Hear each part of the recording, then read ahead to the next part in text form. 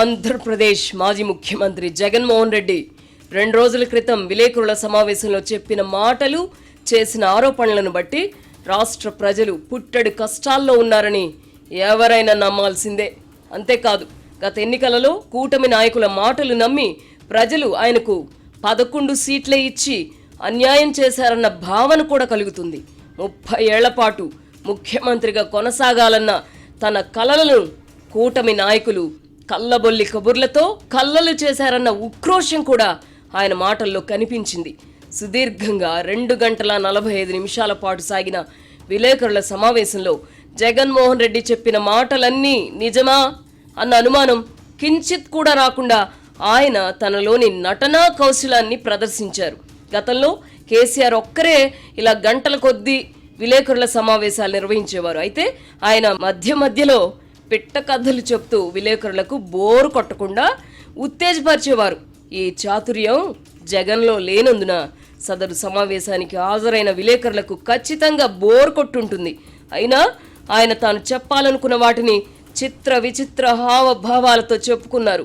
ఒక narcissistic personality నోటి వెంట వెలువడిన అసత్యాలను, అర్ధసత్యాలను పట్టించుకోవడం ఎందుకులే అనుకోకుండా కూటమి ప్రభుత్వంలోని పలువురు మంత్రులు ఆ వెంటనే స్పందించి జగన్మోహన్ రెడ్డికి బదులిచ్చారు. ఇంతవరకు జగన్ రెడ్డి సక్సెస్ అయ్యారు. అయితే జగన్మోహన్ రెడ్డి తనలోని అక్కసును దాచుకోకుండా మధ్యలో వెళ్లగక్కారు. రిటైర్డ్ ఐఏఎస్ అధికారి పి కృష్ణయ్యను, ఆయన బంధువు గోపీనాథ్ జెట్టి అనే ఐజీ స్థాయి అధికారిని వాడు వీడు అని సంబోధించడం ద్వారా తనలోని కక్షను ఆయన ప్రదర్శించారు. ఇదే పని చంద్రబాబు నాయుడు, పవన్ కళ్యాణ్ చేసి ఉంటే బీసీ వర్గానికి చెందిన, అది కూడా యాదవ కులానికి చెందిన అధికారులను అవమానించారని నీలి మీడియా, కూలి మీడియా గగ్గోలు పెట్టుండేది. గత ప్రభుత్వంలో హద్దులు మీరి ప్రవర్తించడమే కాకుండా అవినీతికి పాల్పడిన ఆరోపణలపై ఒకరిద్దరు అధికారులు విచారణ ఎదుర్కొంటున్నందున దళిత అధికారులపై కక్ష ఏమిటి అని ఇదే మీడియా వాపోవడం చూసాం. జగన్మోహన్ రెడ్డి తనలోని నటనా కౌశలాన్ని ఎంతలా బయటకు తీసినా మధ్యలో తన నిజ స్వరూపాన్ని దాచుకోలేకపోతున్నారు. ఫలితంగా అవతలి వారిని ఏకవచనంతోనూ వాడు వీడు అని సంబోధిస్తూ ఉంటారు. విలేకరుల సమావేశంలో జగన్మోహన్ రెడ్డి చెప్పిన మాటలను ఎంతమంది నమ్మారో తెలియదు కానీ విలేకరులు మాత్రం బాధితులయ్యారు. జగన్మోహన్ రెడ్డి ఉపన్యాసం మొదలు పెడితే ఎంత తొందరగా వదిలిపెడతారా అని ఎదురు చూస్తానని ఆయన పార్టీకే చెందిన మాజీ మంత్రి పేర్ని నాని ఎక్కడో చెప్పినట్టు గుర్తు. సొంత పార్టీ వారే భరించలేని అతని ఉపన్యాసాలను విలేకరులు నిర్బంధంగా భరించాల్సి రావడం విషాదమే.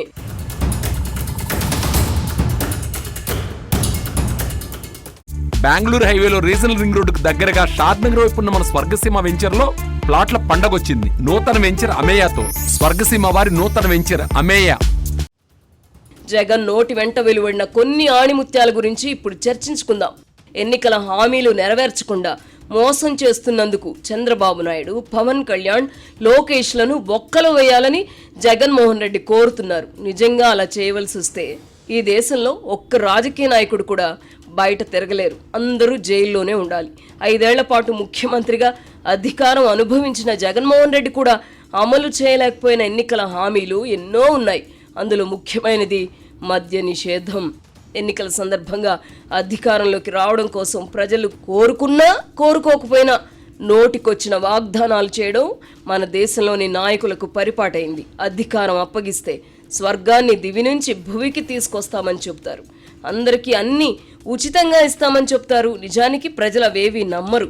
అప్పటి పరిస్థితులను బట్టి తాము ఎవరికి ఓటు వేయాలో వారికే వేస్తారు. అధికారంలో ఉన్న పార్టీపై కోపం ఉంటే ప్రతిపక్షంలో ఉన్న పార్టీని ఎంచుకుంటారు. 2024 ఎన్నికల్లో ఆంధ్రప్రదేశ్ ప్రజలు ఇదే చేశారు. జగన్మోహన్ రెడ్డి పాలనలో దిమ్మ తిరిగి బొమ్మ కనబడడంతో కూటమిని 164 సీట్లతో గెలిపించి జగన్మోహన్ రెడ్డికి 11 సీట్లే ఇచ్చారు. ప్రజల తీర్పు ఈ విధంగా ఉండబోతోందని చంద్రబాబు గాని, జగన్మోహన్ రెడ్డి గాని ఊహించలేదు. ఎలాగైనా అధికారంలోకి రావాలన్న ఆరాటంతో ప్రజలు కోరుకోకపోయినా చంద్రబాబు అనవసర వాగ్దానాలు చేశారు. అయితే ప్రజలు వాటిని నమ్మి ఆయన పార్టీకి ఓట్లు వేయలేదు. 2019 ఎన్నికల్లో నమ్మి అధికారం కట్టబెడితే జగన్మోహన్ రెడ్డి అరాచకంగా పాలించారన్న కోపంతోనే ప్రజలు కూటమికి కని విని ఎరుగని మెజారిటీని ఇచ్చారు.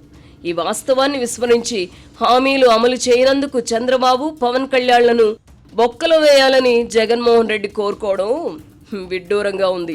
అవినీతి ఆరోపణలపై కొంతకాలం జైలు జీవితం గడిపిన జగన్మోహన్ రెడ్డి తన వలే మిగతా నాయకులు కూడా జైలు జీవితం గడపాలని కోరుకున్నట్టుంది. అటువంటి భావన ఉన్నందువల్లే కాబోలు తాను అధికారంలో ఉన్నప్పుడు చంద్రబాబును తాడు బొంగరం లేని స్కిల్ కేసులో జైల్లో పెట్టించారు. హామీలు అమలు చేయని వారిని బొక్కలో వేయాలన్న జగన్మోహన్ రెడ్డి ఫిలాసఫీ ప్రకారం అయితే ఓటర్లను కూడా జైల్లో పెట్టాలి. ఎన్నికల సందర్భంగా అన్ని పార్టీల నుంచి వారు డబ్బు తీసుకుంటున్నారు. చివరికి ఏదో ఒక పార్టీకి ఓటేస్తున్నారు కదా. డబ్బు తీసుకొని ఓటు వేయకపోవడం నేరమే కదా. తమకు ఇష్టం లేని పార్టీ నుంచి డబ్బు తీసుకోకూడదు కదా. యథా రాజా తథా ప్రజ అన్నట్టుగా ఇప్పుడు అందరూ తప్పు చేస్తున్నారు. అధికారంలోకి రావాలన్న తపనతో నాయకులు అలవి కాని హామీలు ఇస్తుండగా మా ఓటు మీకే అని నమ్మబలికి అన్ని పార్టీల నుంచి ప్రజలు డబ్బు తీసుకుంటున్నారు. ఎవరు ఎవరిని మోసం చేశారు అంటే ఏం చెప్పగలం.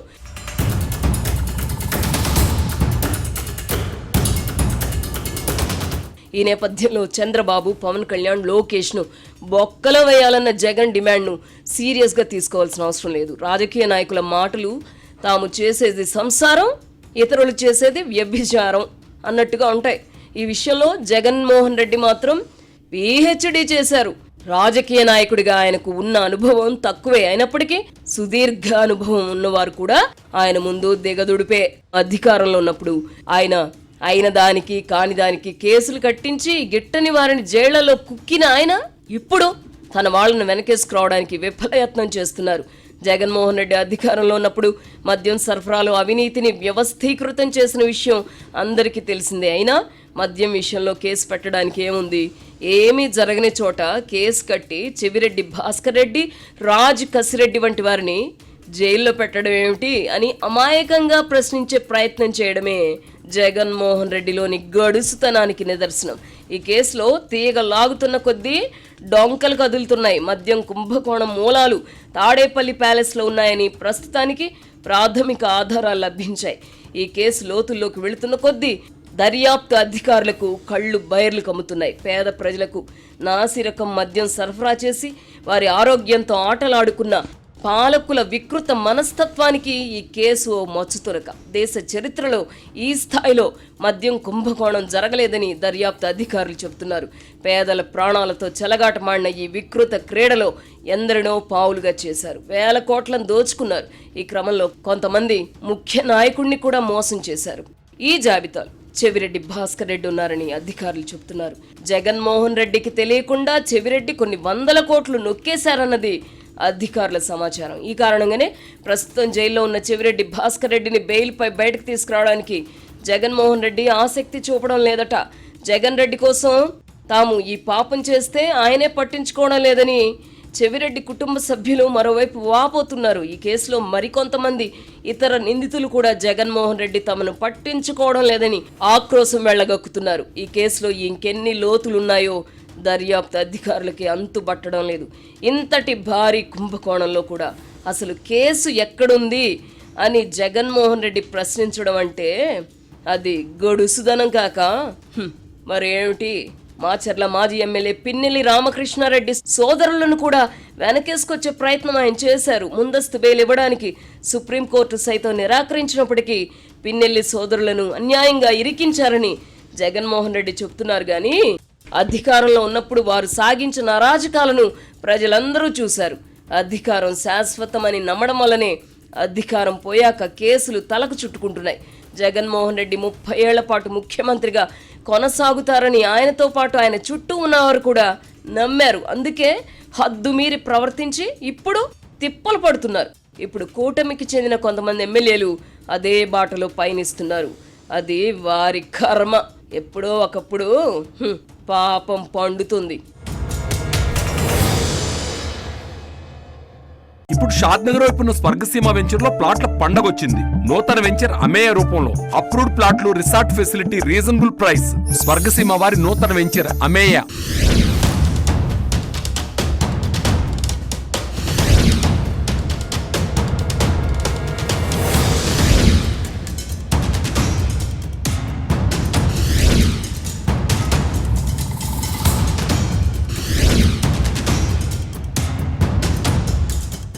సుదీర్ఘంగా సాగిన విలేకరుల సమావేశంలో జగన్మోహన్ రెడ్డి చెప్పిన మరో 2 అంశాలు తీవ్ర అభ్యంతరకరంగా ఉన్నాయి. కోటాను కోట్ల భక్తుల మనోభావాలకు సంబంధించిన విషయంలో కూడా ఆయన అబద్ధాలను అలవోకగా చెప్పారు.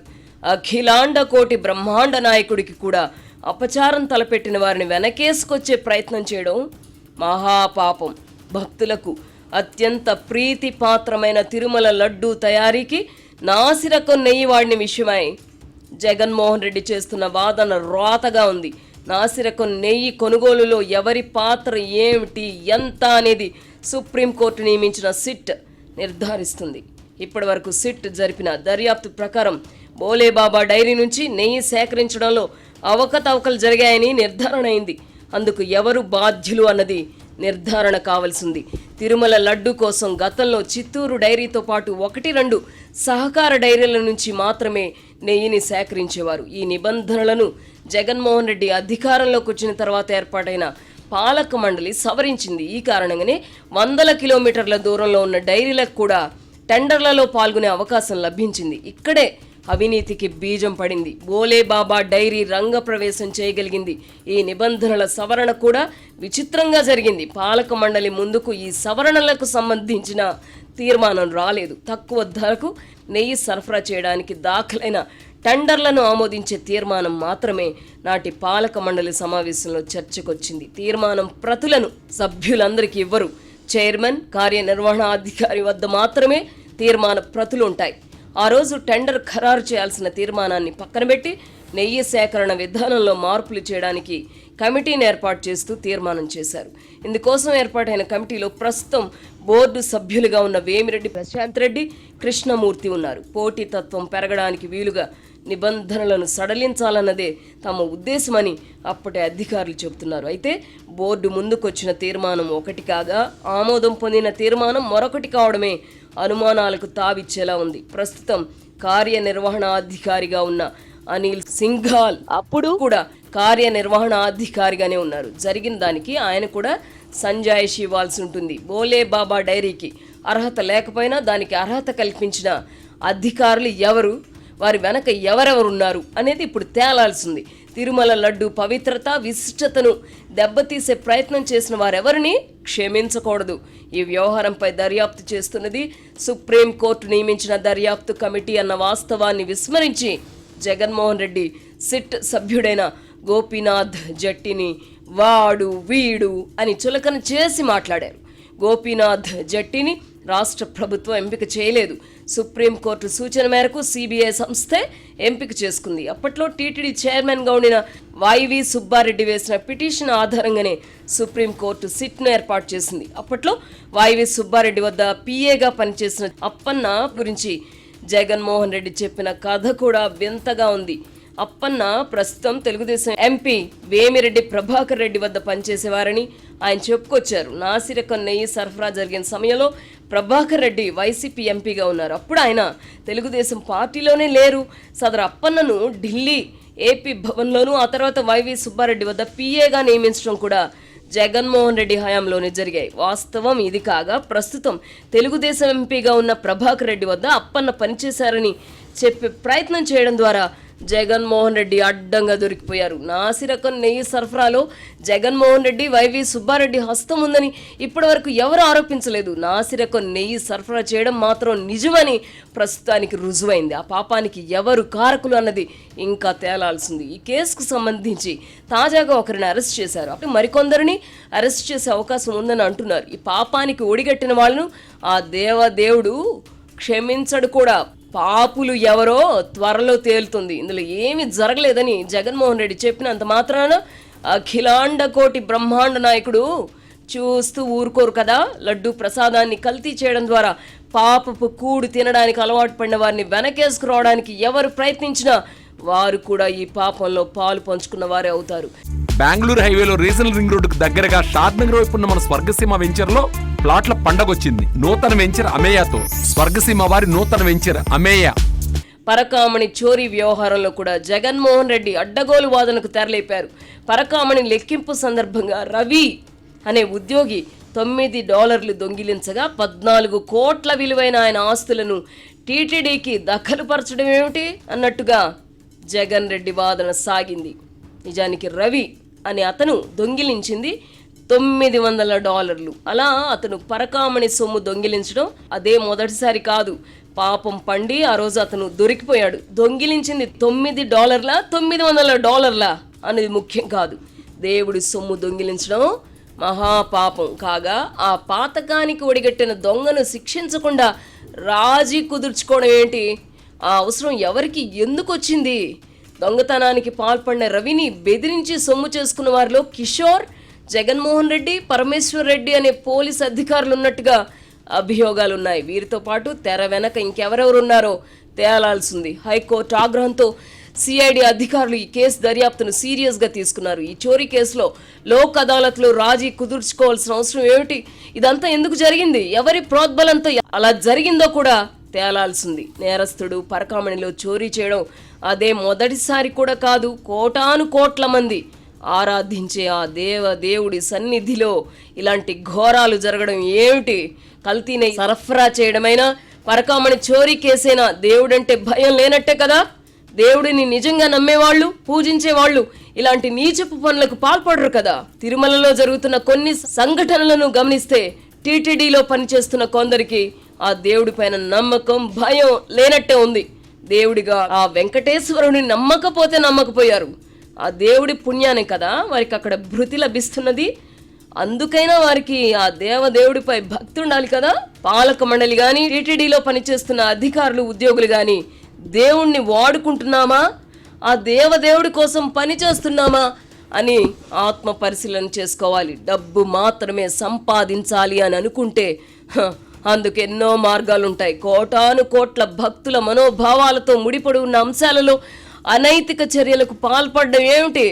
పాపానికి ఒడిగట్టిన వారి విషయం అలా ఉంచితే సదరు పాపాన్ని చిన్నదిగా చూపించే ప్రయత్నం చేస్తున్న జగన్మోహన్ రెడ్డిని ఏమనాలి? క్రైస్తవ మతస్థుడైన జగన్మోహన్ రెడ్డికి కోనేటి రాయుడిపై నమ్మకం లేకపోవచ్చు. ఆ 7 కొండల వాడిని కోట్లాది మంది ఆరాధిస్తారు కదా. వారి మనోభావాలనైనా ఆయన గుర్తించి గౌరవించాలి కదా. జీసస్ సన్నిధిలో ఇలా జరిగితే జగన్మోహన్ రెడ్డి సహిస్తారా అని బీజేపీ నాయకుడు భానుప్రకాష్ రెడ్డి ప్రశ్నించారు. కానీ జగన్మోహన్ రెడ్డి వంటి వారికి అవేమీ పట్టవు. వారు తమ స్వార్థం కోసం దేవుళ్లను కూడా వాడుకుంటారు. జగన్మోహన్ రెడ్డి ఎందుకు మినహాయింపు కాదు. అందుకే తిరుమలలో జరుగుతున్న అపచారాలు ఆయనకు స్వల్పమైనవిగా కనిపిస్తున్నాయి. తన వాళ్లను రక్షించుకునే క్రమంలో దేవుడైనా అతనికి లెక్క ఉండదు. అయినా అలాంటి వాళ్ళ సంగతి ఇక దేవుడే చూసుకుంటాడు.